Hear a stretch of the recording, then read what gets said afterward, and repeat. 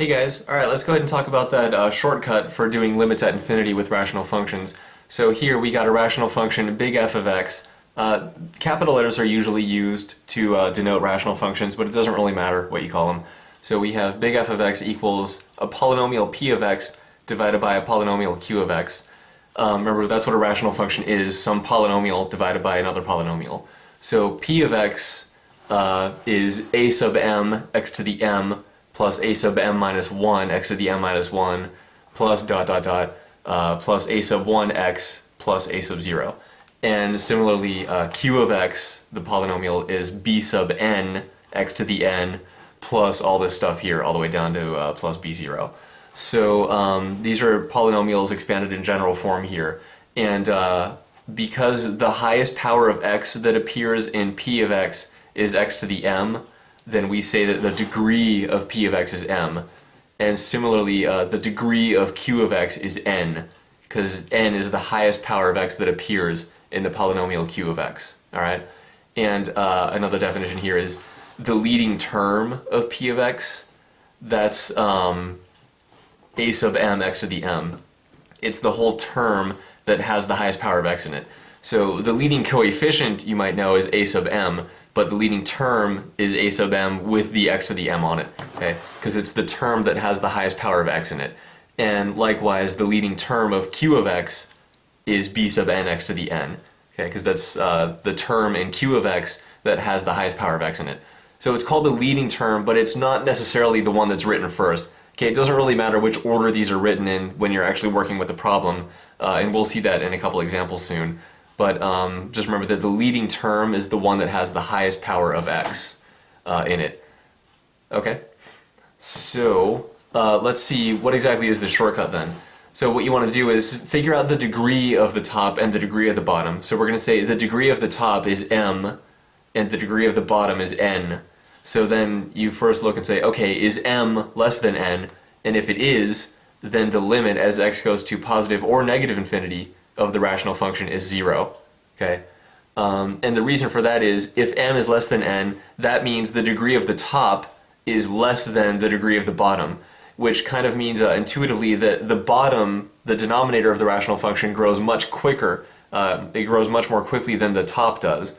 So because the bottom is growing quicker, what happens is you have numbers that are getting big divided by numbers that are getting bigger faster. So as these numbers grow, as x shoots off to infinity, what happens is the difference between the top and the bottom becomes larger and larger. And eventually x gets so large that the top divided by the bottom just gets closer and closer to 0. All right? Because if m is less than n, that means the top grows more slowly than the bottom. So the top divided by the bottom is going to approach 0 eventually. So that's why these limits are 0, if the degree of the top is less than the degree of the bottom. What if the degree of the top equals the degree of the bottom? So in this case, m equals n. Well, then that pretty much means the numerator and the denominator kind of grow at the same rate, so to speak. So what you do then in that case is you say the limit as x goes to positive or negative infinity of f of x equals a sub m divided by b sub n. So in other words, the limit is going to be the leading coefficient on the top divided by the leading coefficient on the bottom. Okay? And that happens only if the degrees of the top and the bottom are the same. Again, because in this case, if m equals n, that means the top and the bottom kind of grow at the same rate. So what if the degree of the top is bigger?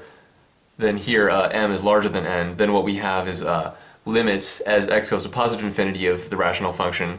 It could be plus infinity or it could be negative infinity.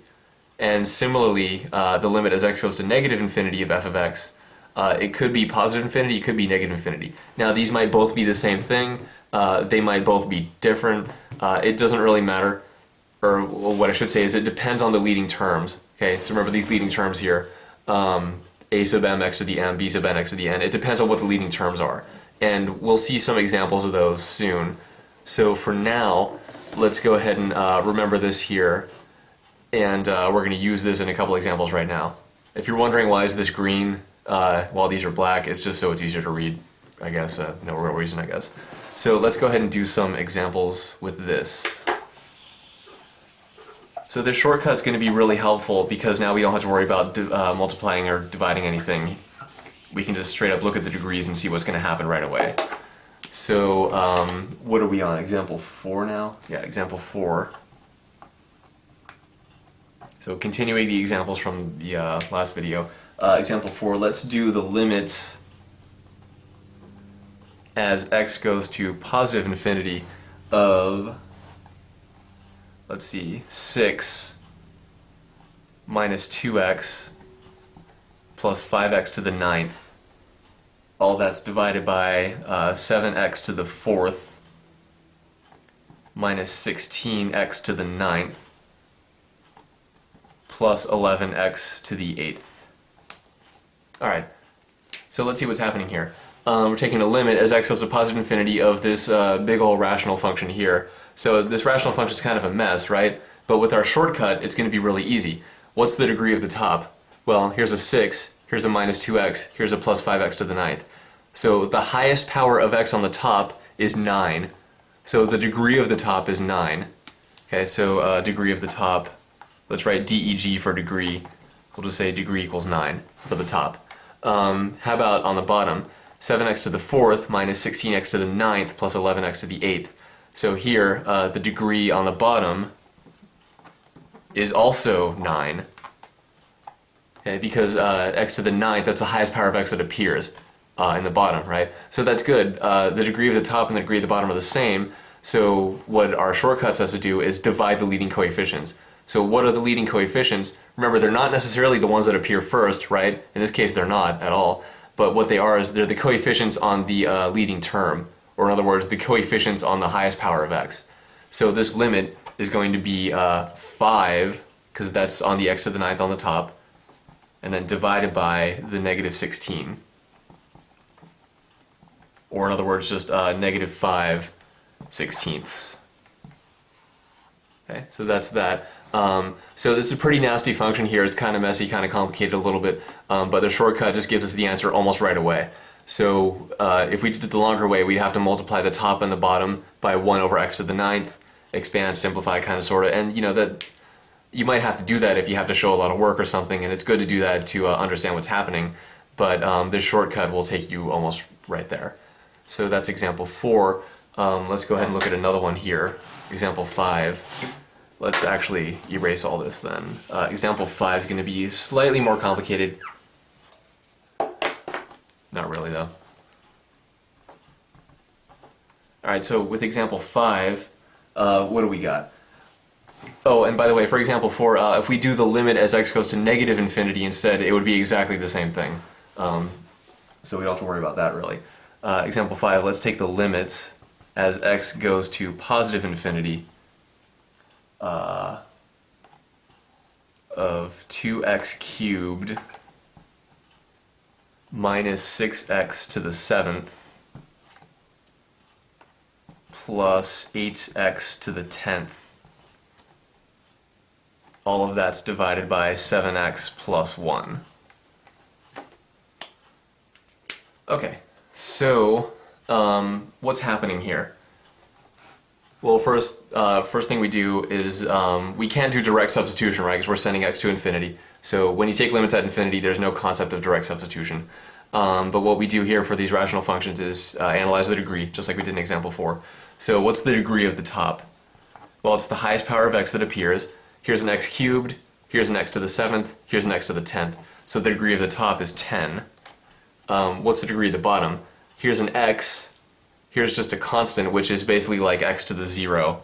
Okay, so if you just have a constant, that's like that constant times x to the 0, so that doesn't really give us anything helpful in this case here. So the degree of the bottom is 1.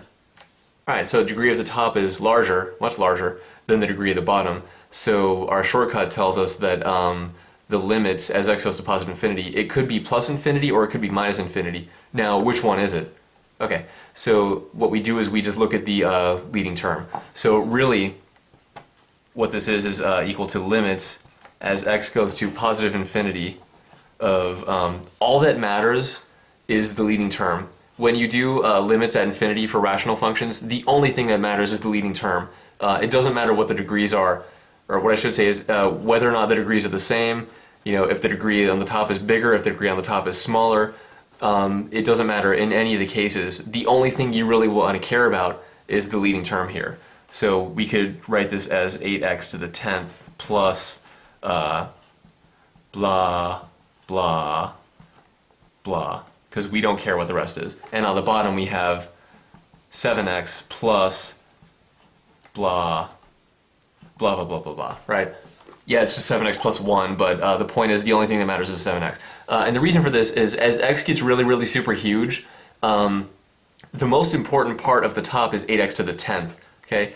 Yeah, as x gets super huge, these guys are both pretty big too, but this 8x to the 10th is so much bigger that it's the only thing that contributes anything that matters anymore, okay? So as x shoots off to like, you know, 300 million, x to the 10th is really super huge. Multiply that by 8, even bigger. And yeah, 6x to the 7th is also pretty big, but it pales in comparison to 8x to the 10th when x is so huge. So that's why only the leading only the leading terms really matter when x shoots off to positive infinity, or negative infinity also. So anyway, what we do is just look at this kind of stuff here. So what's happening now? What we have is 8x to the 10th over 7x. So x is going off to positive infinity, so that means x is always a positive number. So what we have is a positive number being raised to the 10th. That's still a positive number. Multiply that by 8, that's still a positive number. So we have just positive numbers on the top. What's happening on the bottom?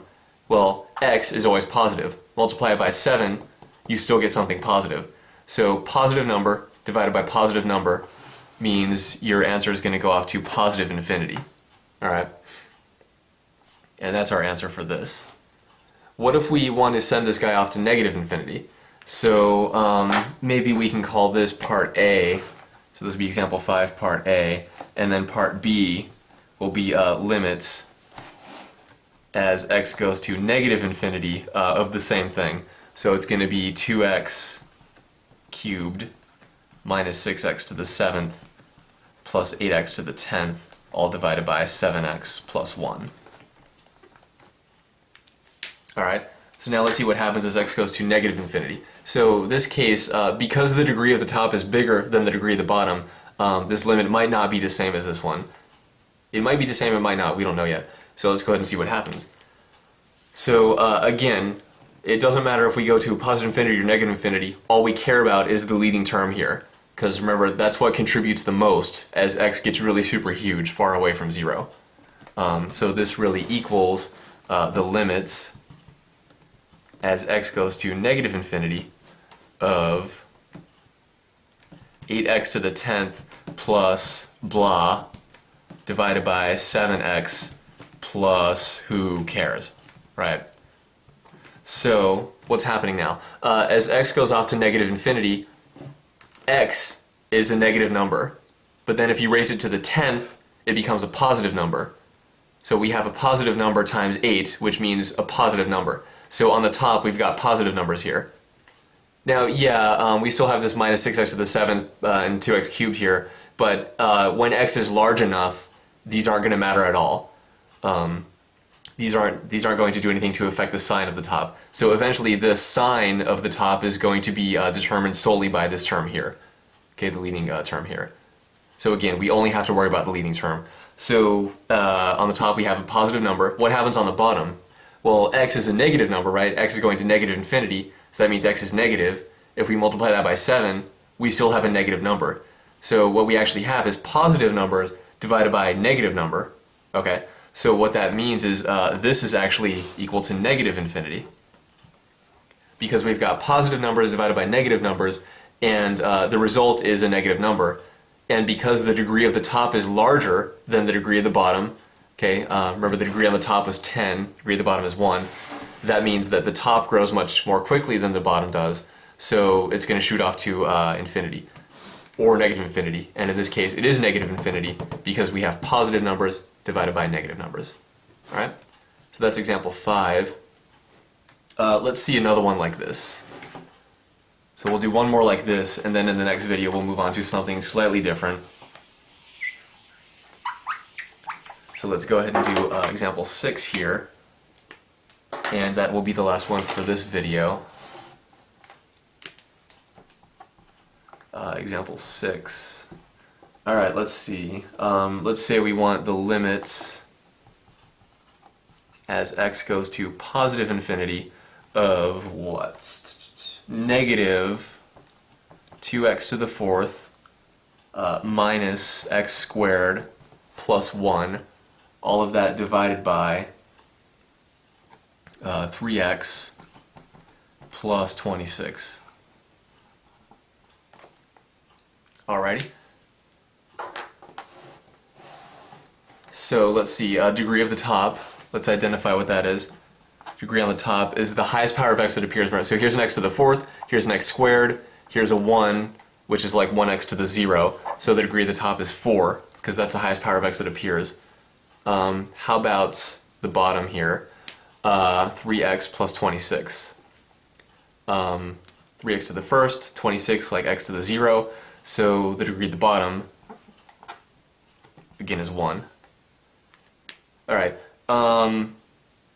you know what, let's go ahead and change this, actually. Let's change this to 3x cubed, just so we can have it a little bit different from the last example. So the degree of the bottom is actually going to be 3 now.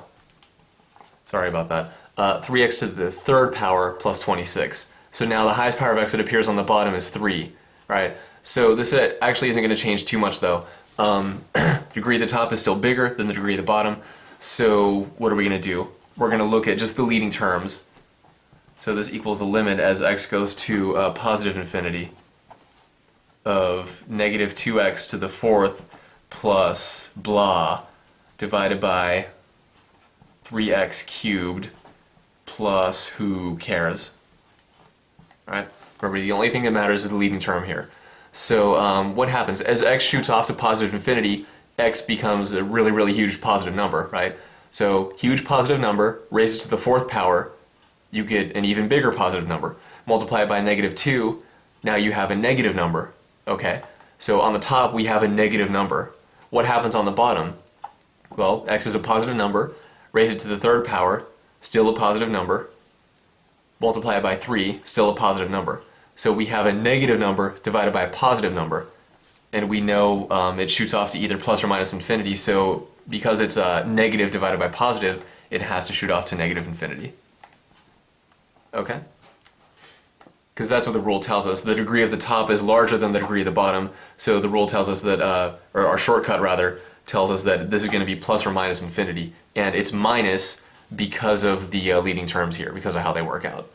Alright, so that's part A for example 6. So let's go ahead and do part B, which is going to be the limit of the same thing, but now we send x to negative infinity. So we have negative 2x to the fourth minus x squared plus 1, all divided by 3x cubed plus 26. Okay, so again, you know, it's the same function, so the degree of the top is still 4, the degree of the bottom is still 3. So now we're going to say equals limit as x goes to minus infinity.